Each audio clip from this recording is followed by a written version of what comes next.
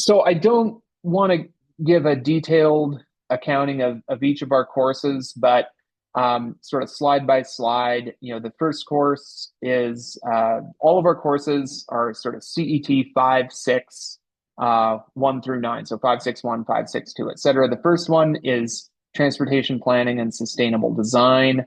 The second is livable communities and design, focusing more on community level planning, transportation and land use, development patterns.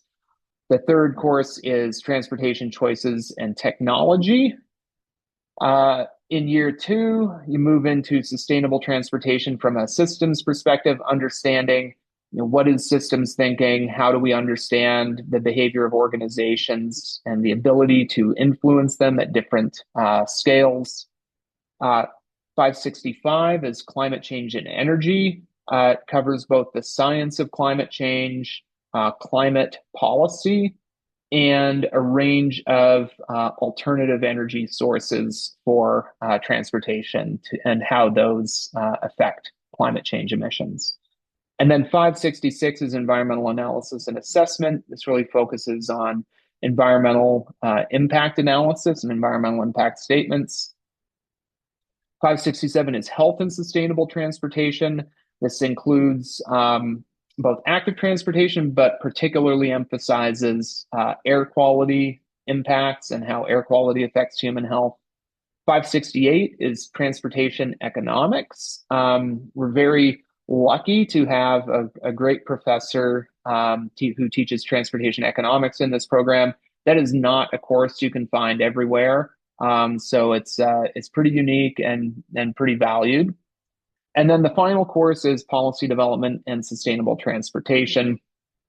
And that includes some of the topics listed here, various policy approaches, interactions between the public and private sector, et cetera.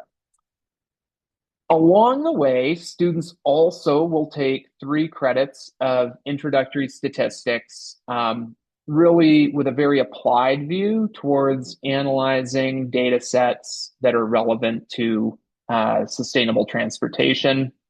The way this is structured is it is 1 credit per quarter spread over 3 quarters during the second year. So during your second year, you'd be taking 1 credit per quarter asynchronously of introductory statistics. And it's a mix of readings, video lectures, and independent assignments.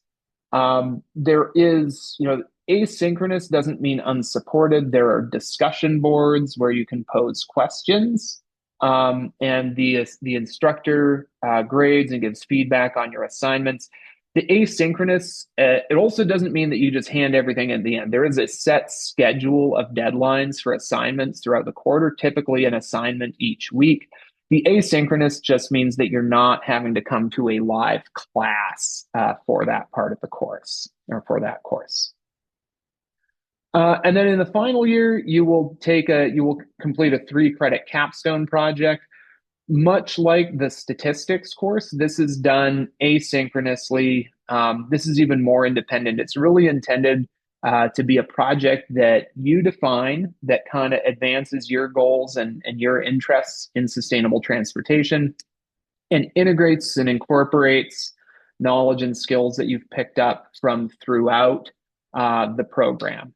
So this is done in the third year, the final year of the program, and it's a year-long project in the form of sort of 1 credit per quarter, focused on sort of planning, execution, and reporting of your capstone project.